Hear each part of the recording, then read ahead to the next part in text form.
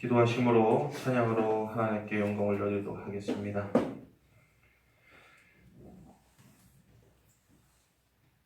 할렐루야. 사랑해 주님 감사의 영광을 드립니다.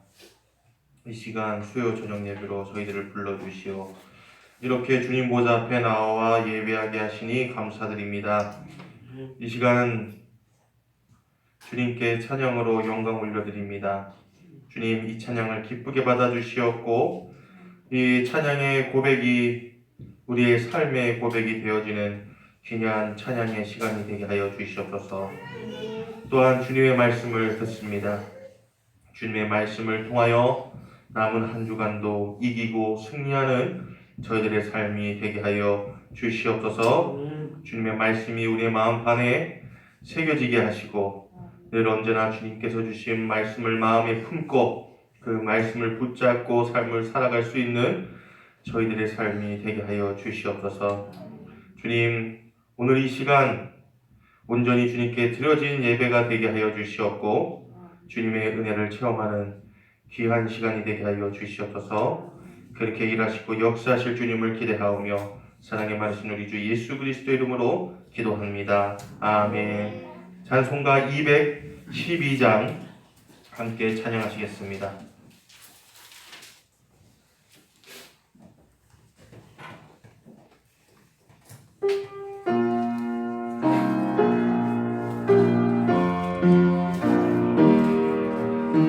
겸손히 주를 섬길 때 괴로운 일이 많으나 구주여 내게 힘주사 잘 감당하게 하소서.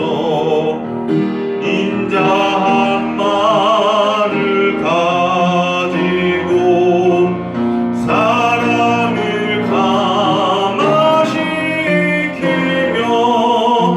갈 길을 잃은 무리를 잘 인도하게 하소서. 구주의 귀한 인내를 깨달아 알게 하시고 굳건한 믿음 주셔서 늘 승리하게 하소서. 장래의 영광 비추사 소망이 되게 하시며 구주와 함께 살면서 참 평강 얻게 하소서. 아멘. 찬송가 213장 나의 생명 드리니 함께 찬양하시겠습니다. 찬송가 213장입니다.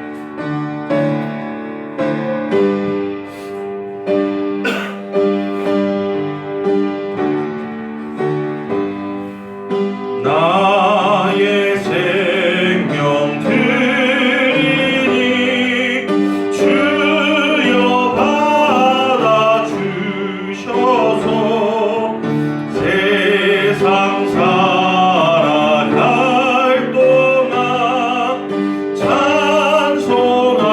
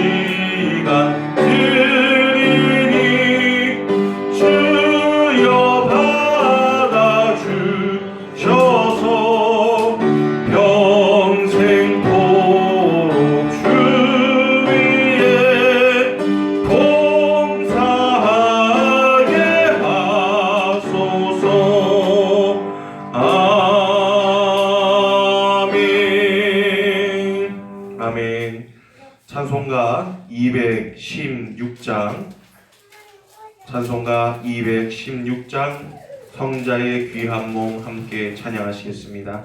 찬송가 216장입니다.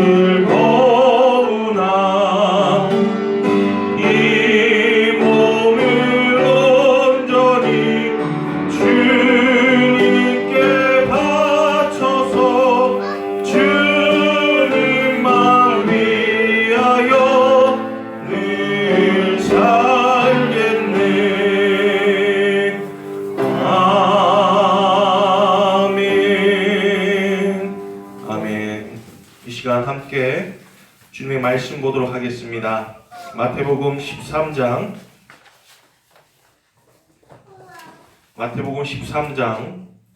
44절에서 46절까지 말씀입니다. 마태복음 13장 44절에서부터 46절까지 말씀입니다. 마태복음 13장 44절로부터 46절까지 말씀 우리 함께 봉독하시도록 하겠습니다. 함께 읽겠습니다. 천국은 마치 밭에 감추인 보화와 같으니 사람이 이를 발견한 후 숨겨두고 기뻐하며 돌아가서 자기의 소유를 다 팔아 그 밭을 사느니라. 또 천국은 마치 좋은 진주를 구하는 장사와 같으니 극히 값진 진주 하나를 발견하매 가서 자기의 소유를 다 팔아 그 진주를 사느니라. 아멘. 할렐루야. 이 시간 수요 저녁 예배 오신 여러분들을 진심으로 환영합니다. 이 시간 우리 양옆 앞뒤 사람과 함께 인사 나눕시다. 평안하십니까? 네, 평안하십니까? 네, 늘 주 안에서 평안하시기를 간절히 소원합니다.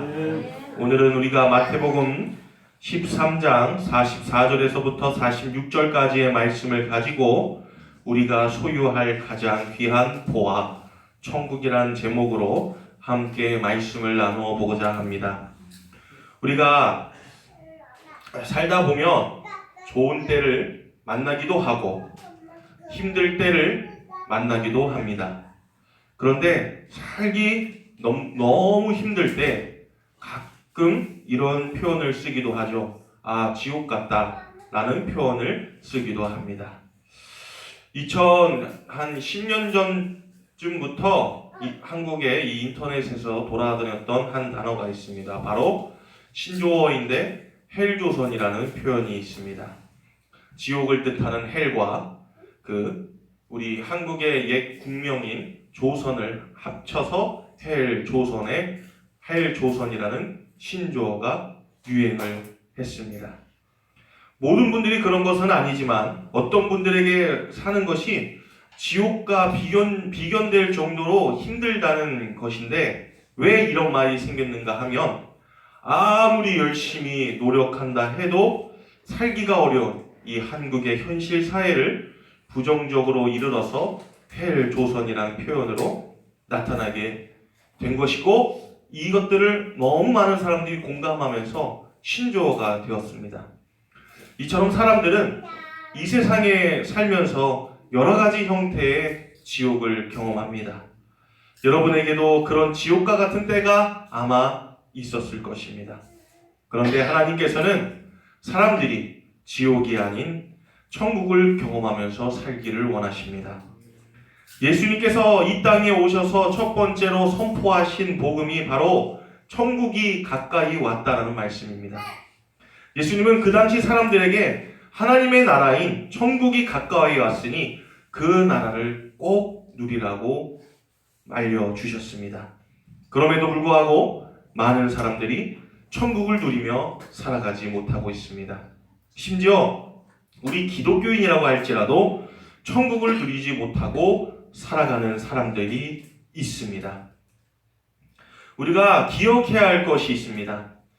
이 천국의 본질은 바로 하나님이라는 사실입니다. 천국은 하나님께서 통치하시는 왕국을 말하고 있습니다. 그리고 그 하나님의 나라가 예수 그리스도를 통하여서 이 땅에 이루어지게 된 것입니다. 세상에 아무리 풍요롭고 살기 편하고 재미있고 할지라도 그곳에 하나님이 안 계시다면 그것은 천국이 아니라 지옥이 되는 것이죠. 그러기에 천국과 같은 지옥이란 말이 가능할 것입니다.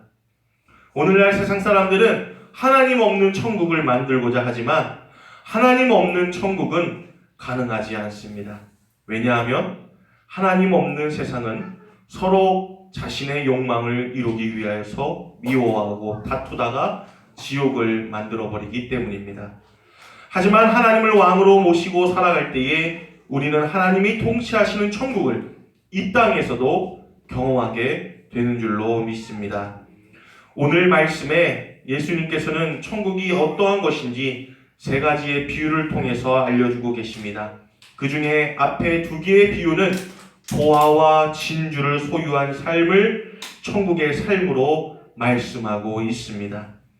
보화와 진주는 눈에 보이는 물질적인 풍요를 말하는 것이 절대로 아닙니다. 이는 이 세상에서 가장 가치 있는 존재를 가리키고 있는 것입니다. 천국은 이 세상에서 최고의 가치를 소유하는 일이고 그 최고의 가치는 바로 하나님이시다라고 이야기하고 있는 것이죠. 그러기에 우리가 오늘 말씀을 통해서 우리가 하나님을 모신 천국의 삶을 잘 살아가고 있는지 살펴보고, 만약 천국을 잃어버린 것 같은 분들은 이 시간 하나님의 나라를 회복할 수 있는 시간이 되어지기를 소원합니다. 첫 번째로 예수님께서는 천국을 비유로 말씀해 주시는데, 천국은 마치 밭에 감추인 보화와 같다고 말씀하고 계십니다. 보화가 그 귀한 보석이 왜 밭에 감추어져 있는지는 고대 팔레스타인 지역의 상황을 보면은 알 수가 있습니다. 고대부터 팔레스타인 지역은 외부의 침략이 아주 잦았던 곳입니다. 왜냐하면 이 팔레스타인의 지역은 아시아와 아프리카를 연결하는 길목과 같은 곳에 위치해 있기 때문입니다. 그래서 강대국들은 이 영토를 확장하기 위해서 팔레스타인 지역을 통과해야만 했습니다. 그러니까 팔레스타인 지역 사람들은 늘 언제나 원치 않는 전쟁의 상황에 휘말릴 수도 있는 그러한 상황에 놓여져 있던 지역이었습니다. 그런데 그곳에 살고 있는 재산이 많은 부자들은 나라가 침략을 당했을 때에 그 재산을 어떻게 해야 할지가 항상 고민이 되었겠죠. 재산을 잘 감추어 놓지 않으면 그동안 힘들게 벌어놓은 재산들을 한순간에 침략자들에게 빼앗길 것이 뻔했기 때문입니다. 오늘날 같은 경우에는 비교적 재산을 안전히 보관할 수 있는 방법들이 있습니다. 은행에 예금하거나 금이나 국채를 사서 안전한 금융시설에 보관하기도 합니다. 또 재산을 주식에 투자하기도 합니다. 그런데 고대 팔레스타인 지역에는 그러한 장치들이 없었기 때문에 다른 방법이 필요했습니다. 그래서 전승에 따르면 그 당시 그 지역의 부자들은 자기의 재산을 보호하기 위하여서 3분의 1은 그 재산의 3분의 1은 보석과 같은 것을 사들여서 위급할 때 자신이 지니고 도망갈 수 있게끔 준비했다고 합니다. 그리고 나머지 재산은 그리고 또 3분의 1의 재산은 생활이나 그 장세에 필요한 자금으로 가지고 있었고 나머지 이제 3분의 1은 아무도 모르게 자신만이 아는 땅속 깊이 묻어두었다고 합니다. 그런데 이 간혹 보물을 땅에 묻어놓은 사람이 죽거나 자손들에게 알리기 전에 갑자기 급한 병으로 죽게 되거나 하면 그 자손들도 그 땅에 보물이 심겨져 있을지 모르는 상태에서 그 땅이 이제 팔렸을 때에 팔리기도 하면서 주인이 아닌 자손이 아닌 다른 사람들이 그 땅에 숨겨져 있던 보화를 발견하기도 했다고 합니다. 그래서 오늘 본문에서 이 천국은 마치 숨겨진 보물과 같다라는 말이 있을 수 있게 된 것이죠. 그래서 천국은 이 숨겨진 보물을 발견할 때에 시작이 되는 것입니다. 그동안 자신이 살았던 삶 속에서 경험하지 못한 최고로 가치 있는 보화를 발견하게 되는 것입니다. 천국은 누구에게 임하느냐 하면 그 보화를 발견한 자에게 있게 되는 것입니다. 그리고 그 숨겨진 보화는 이 땅에 육신으로 오신 하나님, 바로 예수 그리스도가 되십니다. 이 예수님께서 말씀하시는 이 예화에서 나오는 농부가 보화를 발견하게 된다는 이 장면은 아주 우연처럼 보이기도 합니다. 우리가 예수 그리스도가 보화인 것을 발견한 것도 우연으로 보일 수 있습니다. 하지만 하나님에게는 절대 이것들이 우연이 아닙니다. 하나님은 이 땅에 천국을 이루시기 위하여서 몸소 인간의 몸을 입으시고 우리에게 다가오셨기 때문입니다. 그리고 저와 여러분들을 예수 그리스도를 믿음으로 하나님이 통치하시는 천국을 경험하게 하게 하신 것입니다. 그런데 이 비유 속에 나와 있지 않지만 그 밭의 원래 주인은 그의 밭에 보물이 있지만 이것을 발견하지 못하여서 그 기쁨을 누리지 못하고 있습니다. 보물이 없어서가 아니라 보물을 발견하지 못해서 천국을 누리지 못하는 것이니 얼마나 안타깝겠습니까?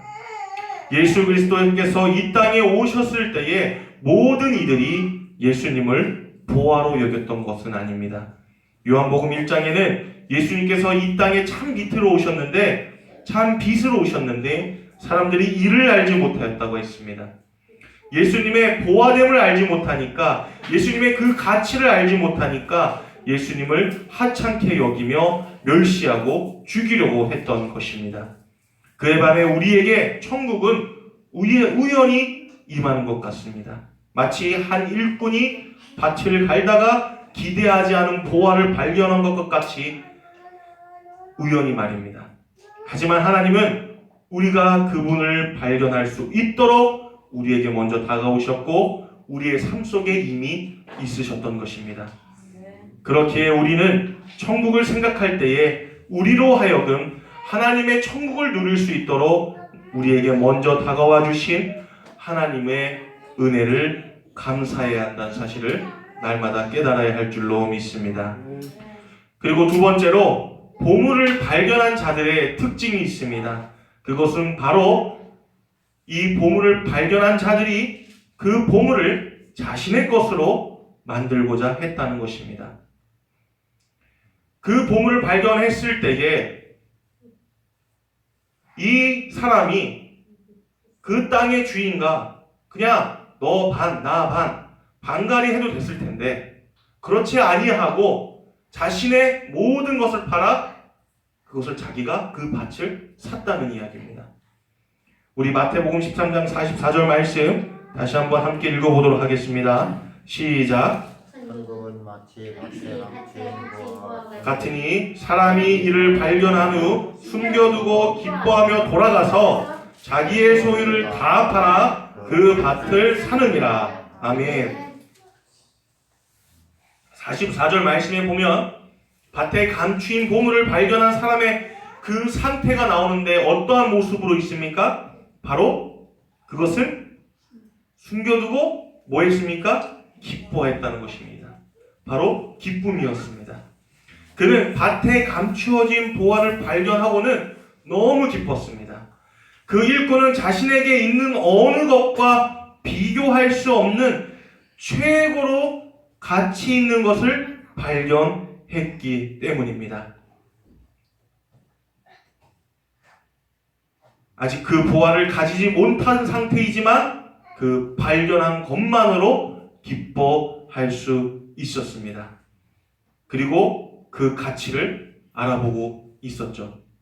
감추인 보화 비유 뒤에 나오는 진주를 구하는 장사 비유도 있습니다. 우리 13장 45절, 46절 말씀 함께 읽어보도록 하겠습니다. 시작. 또 천국은 마치 좋은 진주를 구하는 장사와 같으니 극히 값진 진주 하나를 발견하면 그래서 자기의 소유를 다 팔아 그 진주를 사느니라. 아멘.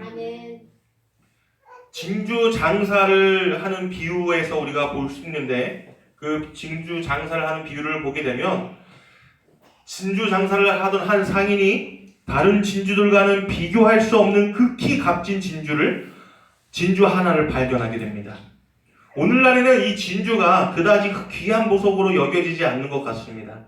진주를 양식하기도 하고 인조 진주도 있고 해서 진주를 구하기가 흔해졌기 때문입니다. 그런데 예수님 당시에는 이 진주가 금과 은보다도 더 귀한 가장 귀한 보석이었습니다. 왜냐하면 오로지 천연 진주만이 있었고 이 천연 진주는 정말 귀하고 희귀했기 때문에 구하기도 힘들었습니다. 그런 시대에 한 상인이 좋은 진주들을 구하며 다녔습니다. 그 상인은 좋은 진주를 발견하며 자기 있는 것을 팔아 더 좋은 진주를 샀습니다. 그런데 어느 순간 그는 극히 값진 진주 하나를 발견하게 됩니다. 그 진주는 이 세상에 있는 진주들 중에서 최고의 가치를 지닌 진주였습니다. 그런데 보화를 발견한 사람이나 진주를 발견한 사람이 했던 동일한 행동이 무엇인지 아십니까? 바로 자기의 소유를 다 팔아서 일부만 팔아서 산 게 아니라 다 팔아서 그것들을 샀다는 것입니다. 자기의 소유를 일부만 판 것이 아니라 다 팔았습니다. 그 두 사람이 발견한 보화나 진주는 적당하게 가격을 치러서 살 수 있는 것들이 아니었습니다. 보화나 진주는 그들이 가지고 있는 소유가 많던지 적던지 상관없이 그 모든 것을 다 팔아야만 살 수 있고 가질 수 있었던 것입니다. 이와 같이 천국을 누릴 수 있는 사람도 마찬가지입니다. 우리의 삶의 일부를 적당하게 헌신해서 누릴 수 있는 곳이 천국이 아닙니다. 천국은 예수 그리스도를 최고의 가치로 여기고 우리가 가진 모든 것들을 팔아서라도 주님을 차지하는 자가 경험할 수 있습니다. 내가 가진 모든 것이 없어진다 하더라도 하나님 한 분만으로 만족할 수 있는 사람이 천국을 차지한다는 이야기입니다. 오늘 본문인 천국의 비유는 참으로 짧습니다. 그리고 그 끝마무리도 시원하지가 못하죠. 보화를 발견한 사람은 자기의 소유를 다 팔아서 그 밭을 산 것으로 비유가 끝나게 됩니다. 극히 값진 진주 하나를 발견한 사람은 자기의 소유를 다 팔아서 그 진주 산 것으로 비유가 끝이 납니다. 이러한 귀한 값진 보물을 자기가 가진 모든 것을 다 팔아서 얻었다 라는 이야기를 들은 사람들은 보통 그 보화나 진주를 가지고 그 사람들이 어떠한 일을 했을지, 어떠한 일이 발생했을지 그 뒷이야기가 궁금할 것입니다. 이런 이야기들은 보통 이렇게 자기 있는 것을 소유를 다 팔아서 얻었다 이렇게 끝나지 않습니다. 밭을 산 사람은 그 보화를 꺼내어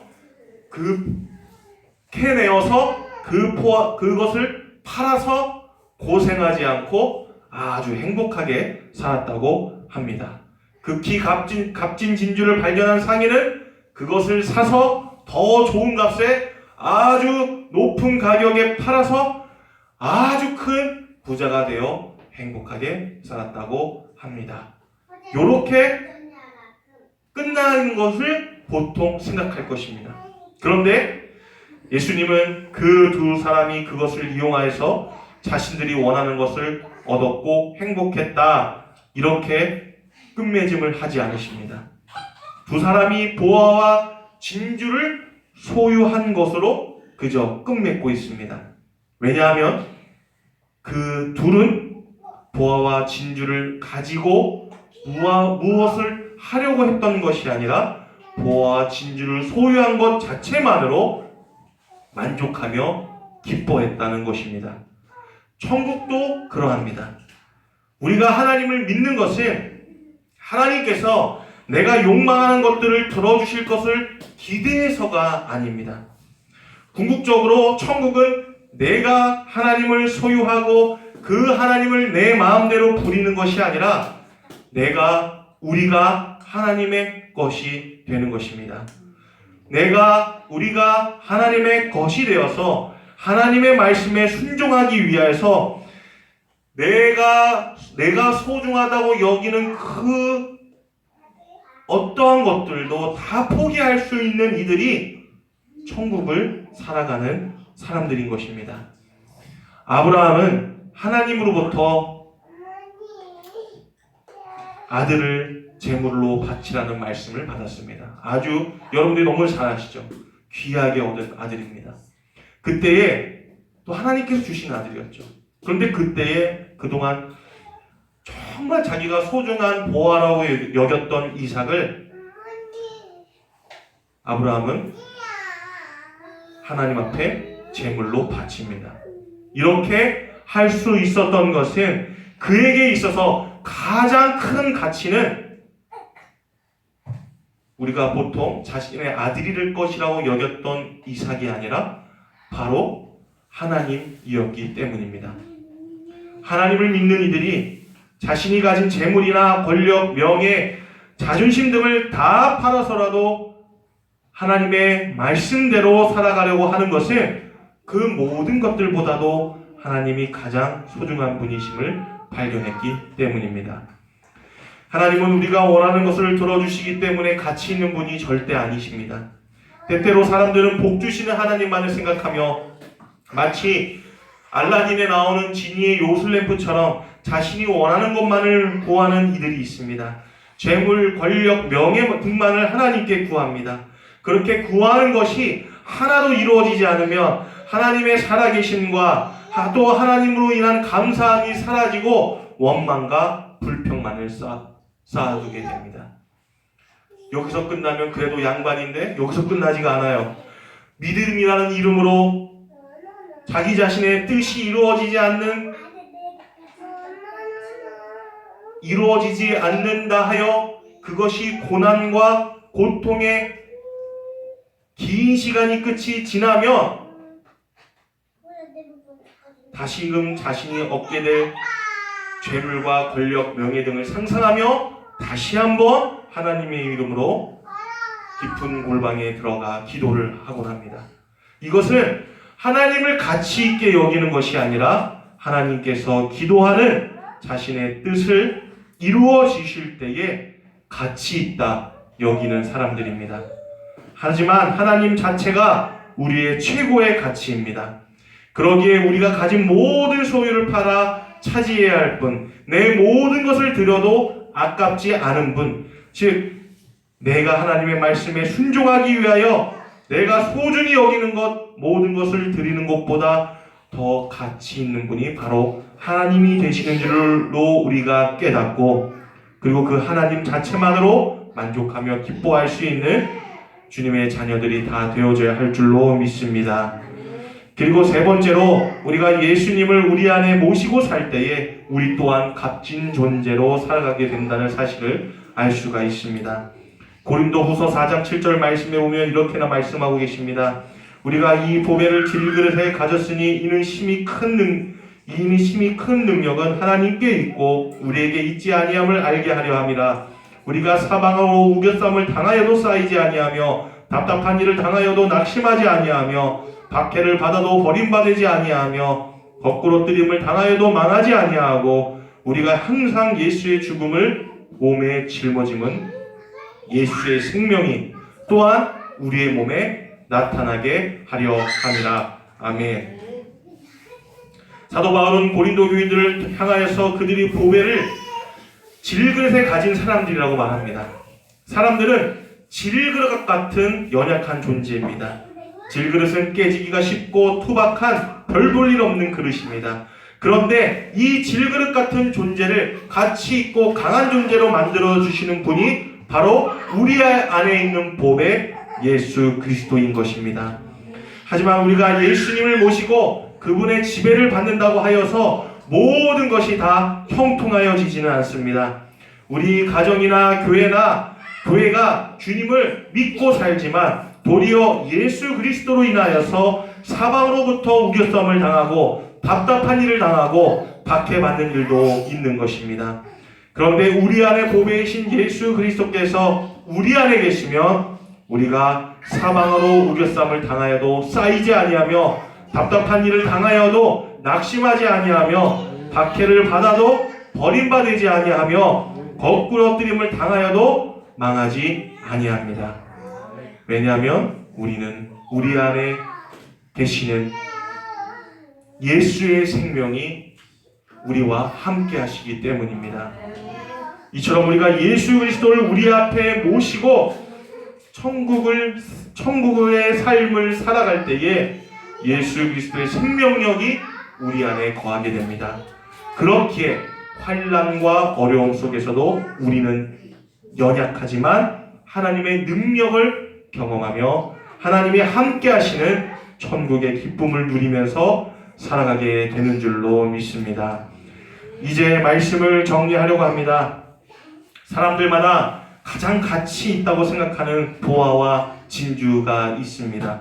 어떤 사람은 재물을, 어떤 사람들은 소중한 사람을, 어떤 사람은 세상의 성공을, 어떤 사람은 명예를, 어떤 사람은 지식 등을, 그리고 그런 사람들은 그것들을 가지게 되면 천국과도 같은 삶을 살아갈 수 있을 것이라고 생각합니다. 그런데 천국은 하나님이 나의 가장 소중한 보물이라는 것을 깨닫고 그분을 우리의 삶 속에 모심으로 시작되어집니다. 내가 가치 있다고 여겼던 것들이 다 없어진다고 하더라도 하나님 한 분만으로 만족할 수 있는 사람이 천국을 사는 사람입니다. 때로 하나님은 하나님을 차지하기 위해서 다른 것들을 팔아야 하지 않겠냐고 도전을 주시기도 합니다. 하나님을 내 최고의 보배라고 말하면서도 내가 소유한 것들을 포기하지 못해서 주님과 멀어질 때에 하나님은 우리가 하나님 한 분만으로 만족할 수 있는 천국을 경험하기를 소원하십니다. 천국을 소유한 사람들은 하나님을 통해서 이 세상에서 내가 원하는 것을 얻을 수 있으리라 생각하며 살아가는 사람들이 아닙니다. 도리어 내가 소유한 모든 것을 다 잃고 목숨까지 잃는다고 할지라도 하나님만이 나의 모든 것입니다. 하나님만이 나의 진정한 기쁨입니다. 라고 담대히 고백하며 자신의 모든 것을 다 내려놓을 수 있는 사람이 천국을 소유한 사람들인 것입니다. 지금도 하나님 나라 천국이 우리 가운데 발견됩니다. 즉 하나님을 발견할 때 우리는 천국의 기쁨을 회복하고 주님의 능력으로 살아가게 되는 줄로 믿습니다. 그럼에도 우리가 오늘날 이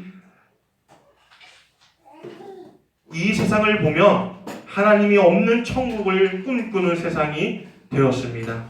이러한 때에 우리 모두는 우리가 가진 모든 것을 팔아서라도 꼭 차지해야 할 분이 계십니다. 바로 하나님이십니다.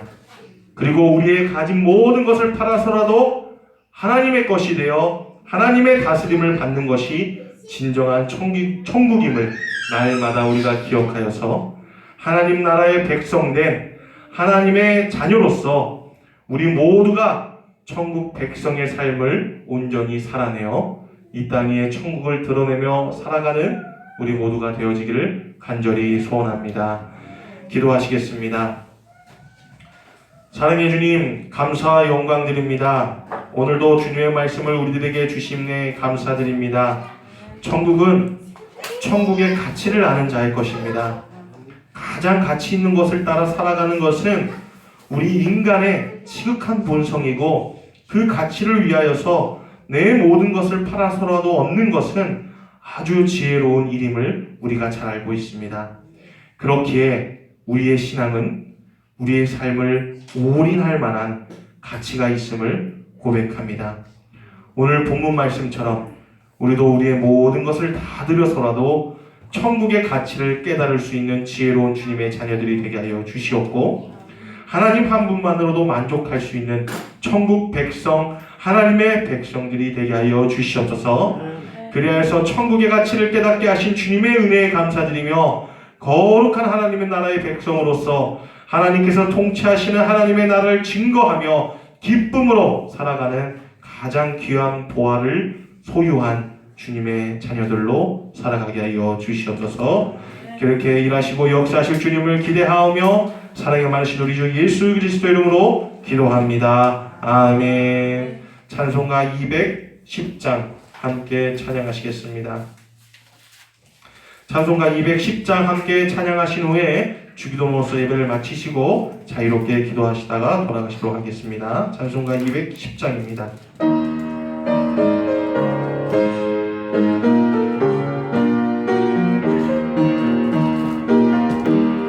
시온성과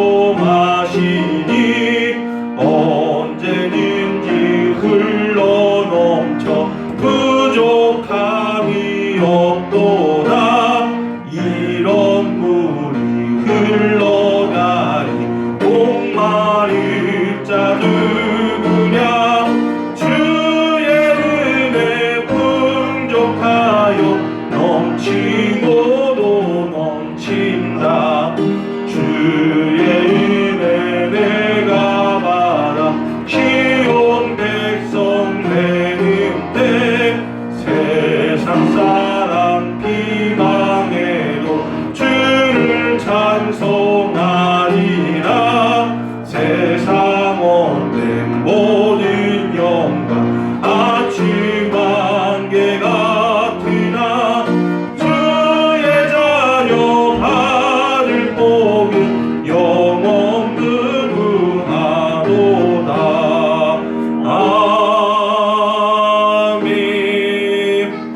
아멘. 주기도로서 주요 저녁 예배를 마치도록 하겠습니다. 하늘에 계신 우리 아버지여, 이름이 거룩히 여김을 받으시오며 나라의 임하옵시며 뜻이 하늘에서 이루어진 것 같이 땅에서도 이루어지이다. 오늘날 우리에게 일용할 양식을 주옵시고 우리가 우리에게 죄 지은 자를 사하여 준 것 같이 우리 죄를 사하여 주옵시고 우리를 시험에 들게 하지 마옵시며 다만 악에서 구하옵소서. 이 나라와 권세와 영광이 아버지께 영원히 있사옵나이다. 아멘.